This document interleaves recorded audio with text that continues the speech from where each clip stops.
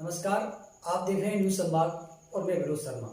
मैं आज करौली के एक ऐसे युवा से आपकी मुलाकात करने वाला हूं जिसने देश सहित विश्व के अनेक देशों में अपनी प्रतिभा का जादू बिखेरा है। माइंड क्या है, माइंड में आपके में क्या चल रहा है, यह युवा उसको सीधे तौर पर पढ़ लेता है। जादू क्या है, जादू में क्या परिवर्तन आया है, इसके बारे में विशेष रूप से चर्चा करेंगे। करौली के गुलाबबाग निवासी हैं चंद्रांकित शर्मा। चंद्रांकित शर्मा के पिताजी हैं ऋषभ शर्मा, जो एक सरकारी कर्मचारी हैं।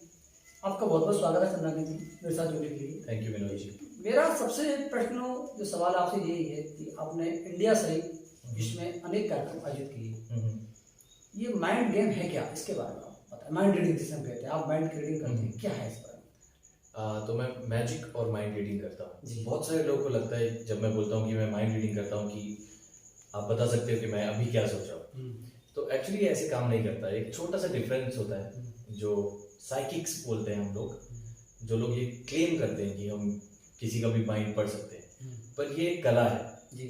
इसको सिर्फ एंटरटेनमेंट यानी मनोरंजन के लिए यूज किया जाता है। ये किसी का मतलब इसका सदुपयोग नहीं, सदुपयोग होता है एंटरटेनमेंट के लिए। इसको दुरुपयोग की तरह नहीं है कि आप किसी के बारे में कुछ पर्सनल जानकारी ले लें और फिर उसको यूज करें। तो ये एंटरटेनमेंट के लिए बहुत हेल्दी है, मनोरंजन के लिए एक तरह से एक इल्यूजन क्रिएट कर रहे हैं हम लोग कि हम माइंड रीड कर सकते हैं। तो यही सब है, इसमें काफी सारे ट्रिक्स इन्वॉल्व होते हैं और एक छोटे से स्केल से लेके बहुत बड़े स्केल तक इसको लेके जा सकते हैं। आपने चेन्नई से स्वर्ण पदक जीता है। आप क्या किया चेन्नई से? आपने बीटेक चेन्नई से बीटेक किया हुआ है। ये कब से काम कर रहे हैं आप माइंड गेम का काम, रीडिंग का जो है कब से कर रहे हैं, रुचि है इस बारे में? एक्चुअली मैं जब 7 साल का था तब मैंने एक शो देखा था एंड वहाँ से मेरे को थोड़ी रुचि आई इसमें एंड वहाँ से मैंने करना चालू किया। एंड उसके बाद कई सारे शोज किए। वो एक थिएटर शोज चलते थे जो पुराने जादूगर दिखाते थे, एक साफा और शेरवानी पहन के। वैसे कुछ शोज चलते थे पहले। उसके बाद धीरे धीरे वो shows Himachal, Punjab, Maharashtra, UP, MP ये सब जगह हो रहे थे। एंड फिर एक गैप लग गया जिसमें मैंने अपनी ग्रेजुएशन कंप्लीट की और थोड़े टाइम के लिए एक जॉब भी किया। फिर 2018 में मैंने अपना जॉब छोड़ दिया। मैंने सोचा कि मेरा यही पैशन है, मेरे को इसको फॉलो करना चाहिए। एंड वहाँ से मैंने चालू किया छोटे शोज करते करते, कुछ बड़े शोज, फिर कॉर्पोरेट शोज बेसिकली। तो अभी मैं मोस्टली कॉर्पोरेट शोज करता हूँ। और जब कोरोना हिट हुआ था तो इवेंट इंडस्ट्री सब बंद हो गई थी, सारी गैदरिंग्स बंद हो गई थी। तो एक वर्चुअल फॉर्मेट में, आजकल सब कुछ वर्चुअल है, ये वर्चुअल चैनल है, सो वर्चुअल फॉर्मेट में स्टार्ट किया और मैं जूम पे वर्चुअल शोज करता हूँ। आप कैसे करते हैं और आप बता सकते हैं दर्शकों के लिए? जैसे कि छोटा सा कॉमन ह्यूमन बिहेवियर्स के ऊपर करता है, लोग कैसे कॉमन सोचते हैं। एक छोटा सा एग्जांपल मैं आपको देता हूँ कि अगर मैं अभी सारे दर्शक, आप लोग जितने भी देख रहे हैं, बोलूंगा कि आप एक नंबर सोचिए 1 से लेकर 10 के बीच में अभी, तो मोस्टली ज्यादातर लोग नंबर 7 सोचते हैं। शायद आपने भी नंबर 7 सोचा हो। तो एक कॉमन ह्यूमन ट्रेट है ये। और बहुत सारे एक्सप्रेशन होते हैं, किस तरह से लोगों के एक्सप्रेशन चेंज होते हैं किन बातों पे, उसको हम नोटिस करते हैं, उससे इसको आगे किया जाता है। इसकी आपने कोई विशेष डिग्री ली क्या है ये? इसकी कोई डिग्री नहीं होती है। इस साइकोलॉजी में आप डिग्री ले सकते हैं, बट दोनों चीजें बहुत अलग अलग हैं। तो साइकोलॉजी में आप डिग्री ले सकते हैं, लेकिन दोनों चीजें बहुत अलग अलग हैं। ये सिर्फ प्रैक्टिस से ही आता है। जैसे आप जादू सीखने के लिए बस आप प्रैक्टिस करते रहिए, ये भी वैसे ही है।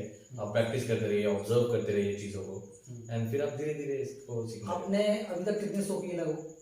लगभग 1000 के करीब मैं शोज कर चुका हूँ अभी थ्रू आउट वर्ल्ड। फॉरेन में कहाँ कर चुके शो? मैंने यूके के ऑडियंस के लिए दुबई, बेल्जियम, यूएस, यहाँ पे इंडिया में ऑफ कोर्स कई सारे, ऑलमोस्ट सारे स्टेट्स 8-10 और हो चुके हैं आप? हाँ जी। बेल्जियम बताया आपने जी। अच्छा, इसमें जब आप इनमें जाते हैं तो कहाँ से शुरुआत होती है, कैसे करते हैं? थोड़ा सा वो भी बताएं आप।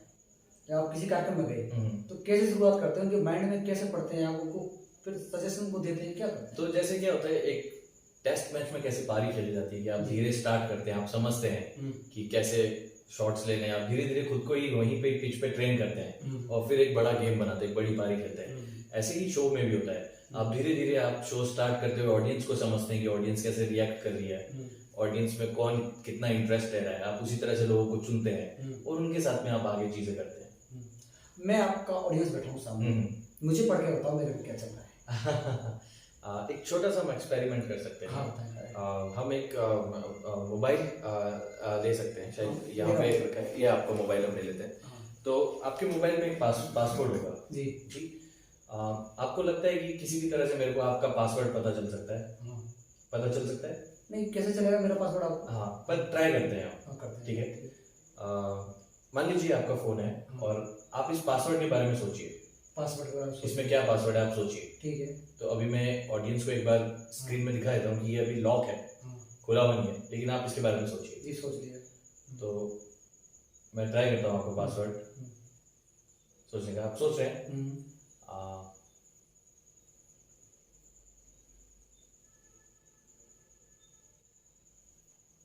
पर अच्छा, ये आपका फोन नहीं है जी, इसलिए एक सेकंड हम इस फोन में ट्राई करते हैं। एक काम करते हैं, हम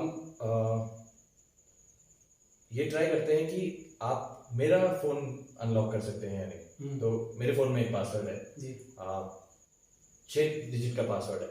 तो आप इसमें कुछ भी रैंडम एंटर कीजिए, आप स्क्रीन के सामने कर सकते हैं। तो ये नहीं, ओके दबाइए, अनलॉक नहीं हुआ है। ठीक है, एक बार और कोई भी रैंडम डालिए।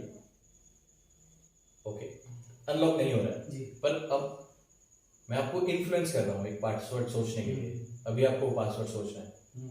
पहला डिजिट सोचिए माइंड में, सोच लिया आपने? उसको एंटर कीजिए। ठीक है, दूसरा डिजिट सोचिए, तीसरा डिजिट सोचिए। नहीं, तीसरा डिजिट 2 बार हो गया है, 1 आप एक्चुअली 4 सोच रहे थे, बट ठीक है। एक डिजिट है 1 से 5 के बीच में, आप वो सोचिए। क्या सोच रहे हैं? 3 सही है, 3 एंटर कीजिए। एंड लास्ट डिजिट सोचिए अपने माइंड में, एंटर मत कीजिए। 0 चेंज करना चाहते हैं आप? नहीं। पक्का? 0 एंटर कीजिए एंड ओके दबाइए। मेरा फोन आपने अनलॉक कर दिया। अच्छा, और आप ताशों से भी कुछ बताते हैं? क्या बताते हैं? हाँ, ताश एक्चुअली मैजिशियन के, एक जादूगर के बेस्ट फ्रेंड होते हैं ताश। क्योंकि एक बहुत छोटी चीज है। कई सारे लोग हैं इस दुनिया में जो सिर्फ एक ताश की गड्डी से पूरा वर्ल्ड ट्रैवल कर चुके हैं अभी तक, क्योंकि इतनी पावरफुल चीज है। तो एक एक्चुअली ताश से बहुत सारे लोग दिखाते रहते हैं जादू, ये सब बहुत सारी चीजें करते रहते हैं। हम भी एक चीज ट्राई करेंगे। आप कोई भी एक कार्ड सेलेक्ट कर लीजिए, कोई सा भी कर सकते हैं आप ले लीजिए उसको, देख लीजिए। आप कहीं भी रख सकते हैं उसको। ठीक है, आपके माइंड में एक कार्ड है, मैं देख भी नहीं रहा हूँ, आप इसको पकड़ सकते हैं, आप इसको पीस भी सकते हैं, चलेगा, कोई दिक्कत नहीं। नॉर्मली क्या होता है, लोग सेलेक्ट करवाते हैं, बोलते हैं यहाँ रख दो, वहां से ले लो, ऐसे ले लो, नीचे कार्ड देख लेते हैं। बट हम इसको दूसरी तरह से करेंगे। आपको अपना कार्ड याद है? आप अपने कार्ड के बारे में सोचिए, पहले कलर के बारे में सोचिए। आपको सोचना है, अगर आप एक रूम में हैं, अगर वो लाल कार्ड है तो आप इस रूम की लाइट जलाते हैं, और नहीं है तो आप वैसे ही रह देते हैं। अच्छा, आपने एक्चुअली नोटिस नहीं किया होगा, मैं आपको देख रहा हूँ तो मैं नोटिस कर रहा हूँ, शायद ये एक लाल कार्ड है। लाल कार्ड है, ठीक है। तो लाल में भी 2 होते हैं, एक ईंट होता है और एक पान होता है। तो आप इमेजिन कीजिए कि ये ईंट है या पान है। अभी मैं आपको इन्फ्लुएंस कर रहा हूँ, आपने देखा नहीं, जब मैंने ऐसे किया तो शायद आपने एक पलक झपकाया, तो मेरे ख्याल से ये पान है। पान है, ओके। एंड कार्ड्स 2 तरह के होते हैं, नंबर कार्ड होते हैं और एक कोड कार्ड होते हैं। कोड कार्ड मतलब जो बेगम, बादशाह, गुलाम, सोचिए आप। मेरे को लगता है एक कोड कार्ड है शायद, एक ये यस नहीं बताना नहीं था आपको। बेगम, राइट, बेगम, पान की बेगम सोच रहे हैं आप। अच्छा, ये सब आप कैसे बताते हो? देखिए, आपने बिल्कुल सही है कि आपने देखा नहीं, मैंने उसको पीस भी दिया, आपको देखा नहीं, लेकिन आपने बताया ये क्या है आपका? यही मैजिक है। यही मैजिक है। यही मैजिक है। कुछ ट्रिक्स भी इन्वॉल्व हैं इसमें। क्या ट्रिक्स? कुछ हाथ की सफाई भी है इसमें। कुछ चीजें हम इतनी जल्दी करते हैं कि आपको पता नहीं चलता। इससे हमें एक बहुत इंपॉर्टेंट चीज समझनी चाहिए कि लोगों को लगता है कि मैजिक सिर्फ एंटरटेनमेंट के लिए यानी कि मनोरंजन के लिए, बट हम मैजिक से एक्चुअली बहुत कुछ सीख सकते हैं। मैंने अपनी जिंदगी में बहुत कुछ सीखा मैजिक से। मेरी पढ़ाई के दौरान और बाकी पूरे करियर के दौरान मैंने बहुत कुछ चीज़ें की एंड मैंने सब में इक्वली अच्छा किया। और मेरे को ये रियलाइज हुआ, मेरे को समझ आया कि शायद मैजिक की वजह से मैं इतना अच्छा कर पाया, जादू की वजह से। क्योंकि हम इससे कई सारी चीज़ें सीखते हैं, जैसे कि किसी चीज़ को जल्दी कैसे याद करते हैं, है ना। एज ए मैजिशियन, एक जादूगर, एक माइंड रीडर होने के नाते मैं चीज़ों को बहुत अलग तरह से देखता हूँ।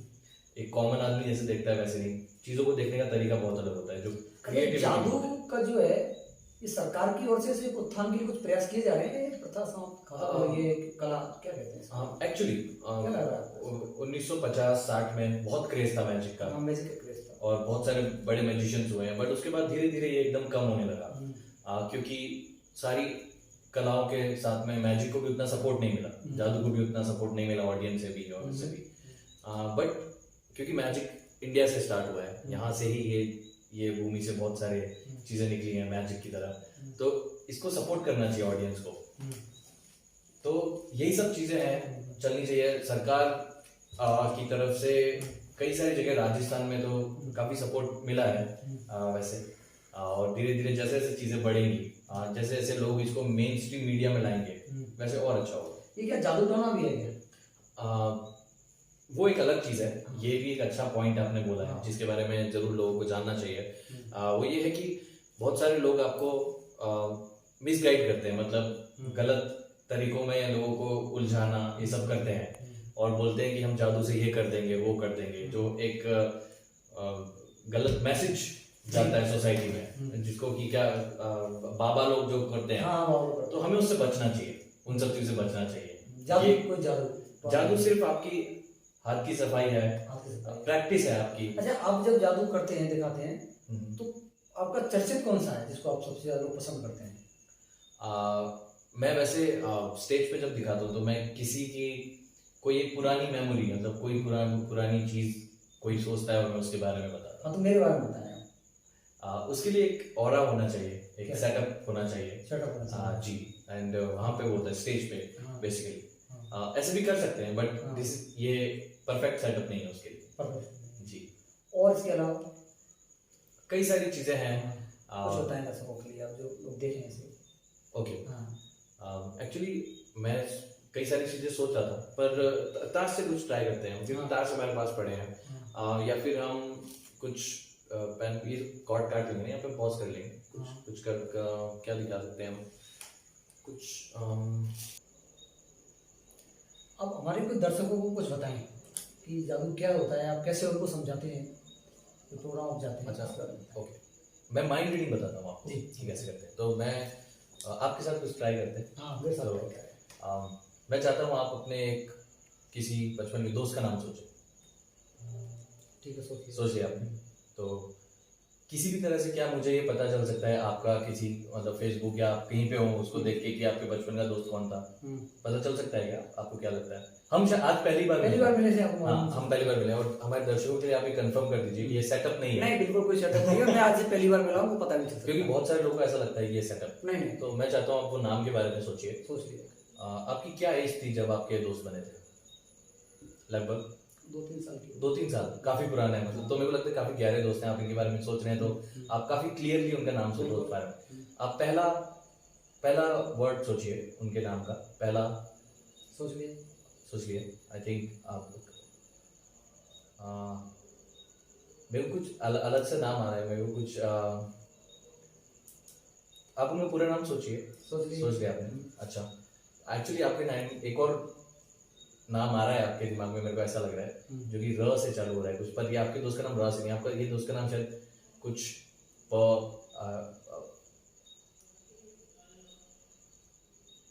मैं एक काम करता हूँ आप, क्योंकि मैं ये लिख देता हूँ यहाँ पे पहले ही। नाम लिखे, नाम मैं लिखता हूँ।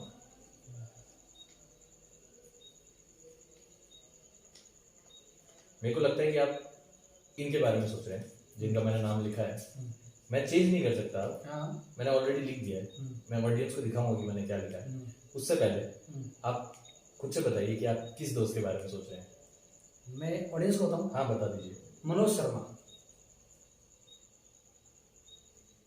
मनोज शर्मा। देखिए बहुत बड़ी बात है, मैं इनसे पहली बार मिला हूँ। मनोज शर्मा मेरे भाई का नाम है, दोस्त नहीं। मेरे भाई का नाम लिखा और इन्होंने मुझे बताया, मेरे बड़े भाई है मनोज शर्मा, इनके बारे में मैंने सोच रहा था और इन्होंने मुझे बताया आपका ये है आपका ना। अच्छा, और क्या दिखाते हैं आप?